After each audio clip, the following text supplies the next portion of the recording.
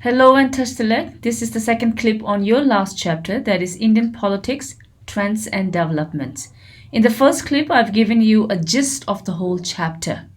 In this clip, I'll be explaining about the National Front and the United Front government. As already explained in the first clip, the 1989 election led to the end of the Congress system, one of the most crucial developments in the Indian politics.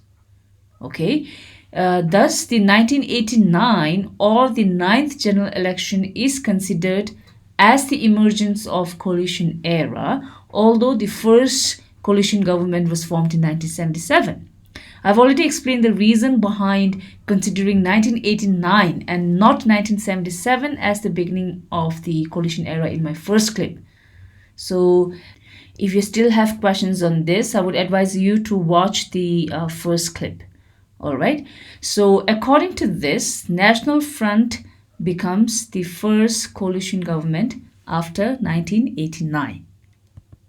Let us first look at the 1989 elections. Now, Congress was defeated in the 1989 election. Okay, it is said that the Congress or the Rajiv Gandhi government lost the election because Congress was involved in scandals such as the Bofors scandal and the civil war between the LTTE and the Sri Lankan government, which we have already done in the first book, and the rising terrorism in Punjab, etc. Okay. Now, with the defeat of the Congress in the 1989 elections, no other political party also obtained majority. Out of the 545 seats in Lok Sabha, 273 seats were needed for a majority, and Congress had won only 197. Okay, although Congress emerged as the largest party or was the party with the highest vote, it didn't have the majority vote to form the government. So it had to somehow get vote support from other parties to get the majority. And Congress, being the largest party, when it was invited to form the government, it denied the invitation and decided to sit in the opposition. Okay, so the second or the next majority vote was the National Front with 143 votes, and that's when the National Front government was invited to form the government. Now, National Front was a coalition of 5 political parties, which was led by Janata Dal.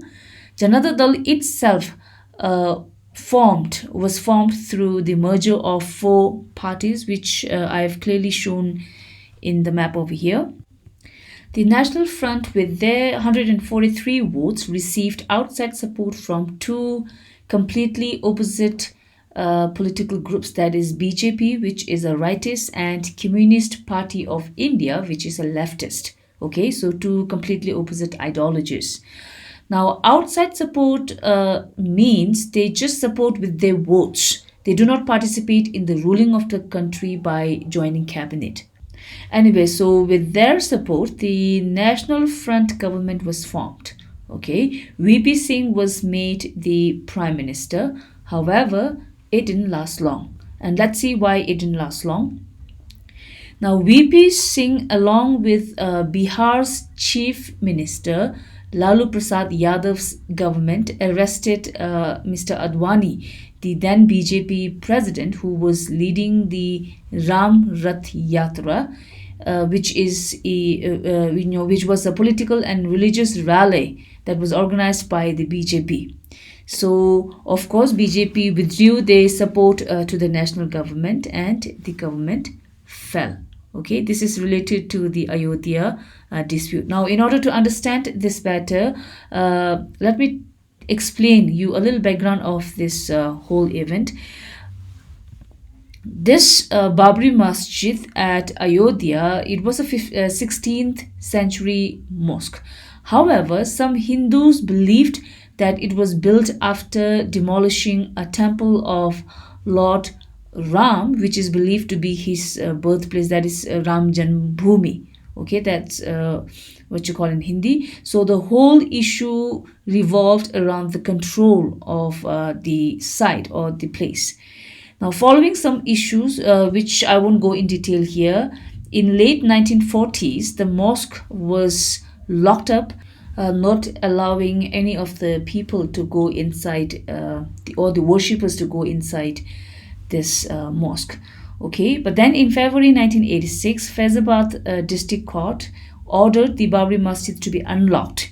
So BJP made this issue an electoral plank, and in order to generate public support, they took out a massive march called Rath Yatra, okay, from Gujarat to Ayodhya, which started from 25th September 1990. You can see it in the map that I've provided in the slide. Now, this Rath Yatra was led by the then BJP president, as I've already mentioned earlier, L.K. Advani, which you can see in the picture. So, Advani was later arrested at Bihar by the Lalu Yadav government on 23rd October, and the Yatra ended on 30th October 1990. Okay, so following this incident, BJP withdrew their support to the national government, and the government fell. Now, I hope you have understood the reason behind the fall of the National Front government, because of the withdrawal of BJP's support. Then we have the Samajwadi Janata Party, which was a section of National Front, which continued to form the government. Now, Chandrasekhar, he broke away from the Janata Dal and formed the Samajwadi Janata Party in 1990. Okay. So he got the outside support from the Congress and could form the government by becoming the 9th Prime Minister.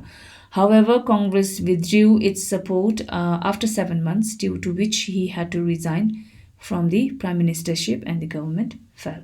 Okay, next we'll discuss about the United Front government from 1996 to 1998. As you can see over here, after the National Front government, Congress-led coalition government was formed. Okay, so after 1989, the United Front government becomes the third coalition government. Now, the United Front government is similar to the National Front government, as both the governments have Janata Dal and several regional parties, and both the alliances are led by the Janata Dal. During the 1996 elections, no party could obtain majority. Okay, now out of the 545 seats in the Lok Sabha, 273 seats were needed for a majority. This 1996 election was the worst result for the Indian National Congress that time, because Congress for the first time was not the largest party within the Lok Sabha. Okay, BJP for the first time became the largest party within the Lok Sabha, a first for a non-Congress party to become the largest party. And if you look at the chart, you can see that next to BJP was Congress with 140 votes, and third being the United Front. Okay, so BJP, being the largest party, was invited to form a government, which it accepted with Atal Bihari Vajpayee as the Prime Minister. However, it didn't receive any support from any other political party, and thus it was unable to get the majority, which led to the fall of the government in 16 days. Now, please get this correct. In some of the websites, it's written 16 days, while in others, it's written 13 days. Okay, so there's some confusion with this date. Now, United Front itself, the United Front was a coalition of 13 political parties formed after the 1996 election, and it was led by Janata Dal. Although Congress was the second largest party, as you have seen in the chart earlier, it declined to head the government. So instead, it decided to support the United Front government along with the Communist Party of India Marxists from outside. Okay, SD Deve Gowda was made the Prime Minister. But then Congress had some issues with Deve Gowda. Congress was not satisfied over certain communications between the Congress and the coalition government, and it revoked its support to Deve. The Congress party, however, agreed to support another United Front government under a new leader, provided its concerns such as not being consulted before taking important decisions and being marginalized were addressed. So, in order to retain this support of Congress, the United Front elected I.K. Gujral as the new prime minister. Okay, but then the government collapses in 1997. Okay, because a commission called the Jain Commission was set up by the government of in India to inquire into Rajiv Gandhi's assassination by the LTTE. Okay, so the Jain Commission's reports had criticized the Dravidra Munitra Kashagam, the DMK party, one of the coalition ruling party members, for implicitly supporting Tamil militants, meaning the DMKs had supported the Tamil militants, but not really openly. Okay, so Congress demanded the removal of the DMKs from the cabinet, which I.K. Gujral refused. So Congress withdrew its support on 28th November 1997, and without Congress support, the government collapsed. I.K. Gujral then resigned, and then fresh elections were held. Okay, now both the leaders of the United Front government, that is I.K. Gujral and H.D. Deve, both of them, they served as the Prime Minister of India for about 11 months each. So this is all about National Front and the United Front government. In my next clip, I'll be covering the UPA government. So until I meet you in my next video, take care and bye-bye. See you soon.